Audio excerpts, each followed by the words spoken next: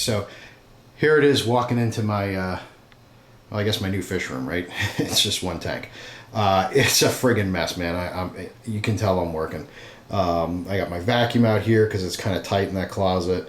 I got a fan to help circulate the air because some of the fumes in there are just friggin' noxious.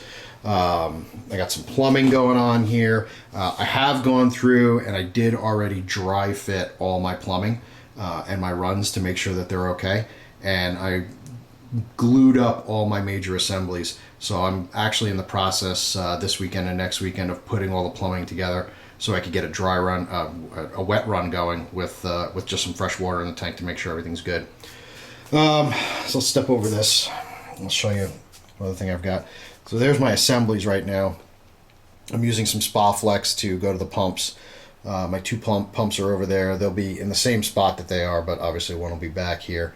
And then one of the major things I did was I actually replaced the carpet on this side with a rubber anti-fatigue mat that they sell at my local Lowe's. It comes in 3x3 sections, and then it actually has the ability to join, so there's actually a seam right there, the two floor. But I did that extending out beyond the tank stand so that if I drop any water or anything like that, or I have a leak, it's gonna hit the rubber mat, not really hit the carpet and rot it out. And I think eventually I'm gonna replace this carpet anyway, but who knows, I might replace it with all this, but that'll definitely help a lot in the long term. So assemblies are mostly all glued together. I just need to mount them and glue them together so that I can get the water running. Shit ton of that stuff is nasty, that PVC stuff to breathe in. And so let's look at this first. So this is my overflow box from the rear. We've got the bulkheads, the threaded street elbows going down. I did a half union here so I could drop this if I need to with valves so I can cut off. So I've got two 2-inch pipes. This pipe over here is going to feed my sump and my algae scrubber. And this pipe over here is going to feed my two Iwaki 20 MD20s for the closed loops that I have that are going to be creating the flow for the tank. Underneath, I've got my 29 gallon for my sump. I still obviously have to clean it, and I'm kind of sort of trying to figure out where to put the baffles based off of where my algae turf scrubber and everything will go. So, but that's going to be the position of that. And then I've got two of the Iwaki MD20s that I'm fitting with unions so that I can pull the pumps out and service them if I need to without any problems. And other than that, sort of still working. You haven't seen it for a while, so you know the stand came out really nice. I've got 2x6s running the spans on all sides. It's overkill, but it's perfectly fine. And then if you refer back to the other video, you'll see how I did the lap joints on the 2x4 legs. I've doubled up on the 2x4 legs. Some people will typically have like two 2x4 legs together, and then they'll do a third 2x4 that's, you know, part of the way up to help support this. I actually did it a little bit differently. It's a stronger, it's an equally as strong joint with just less wood, and it just takes a little bit of effort to notch the 2x4 on either side. The top itself is 2 pieces of 1/2-inch plywood, so I've got a 1-inch thick top going across, and then turn this on, get a little light into it. I did go ahead and get some oil-based Kilns primer to paint up the inside white.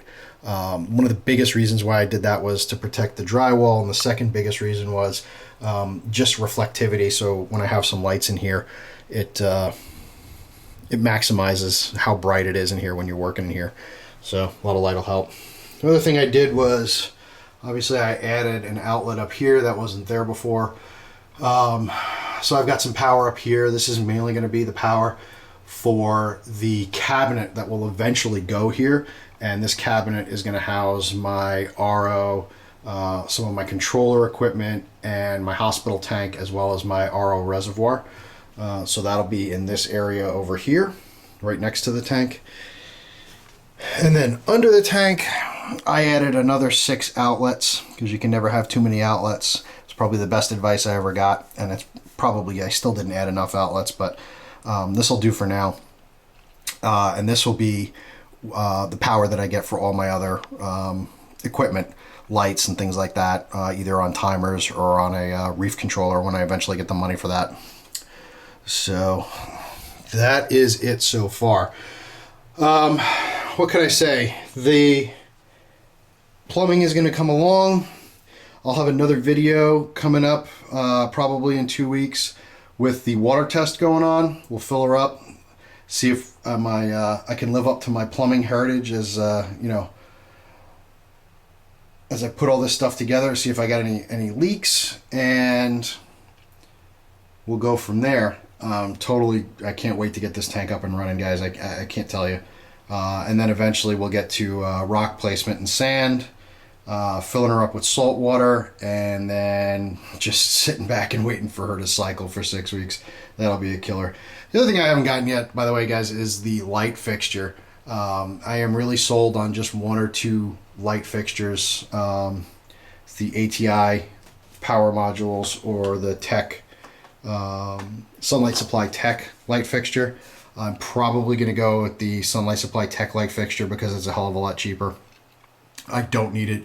I don't need a hugely demanding amount of light because I'm just doing LPS and softies in this tank, but I do have a deep tank, so I need a somewhat strong light fixture. So I'm going to go with probably a 6 bulb fixture. Some people have recommended a 4 bulb.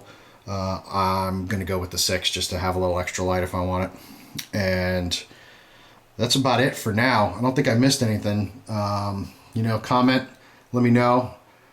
New subscribers, thank you for joining the channel. I appreciate it. I'm sometimes spotty with my my updates here, so you guys got to keep me honest. But if there's anything else you guys want to know, send me a question. I try to answer them as quick as I get them. But that's it for now. Let's see what happens next week. And thanks for watching, guys. I appreciate it.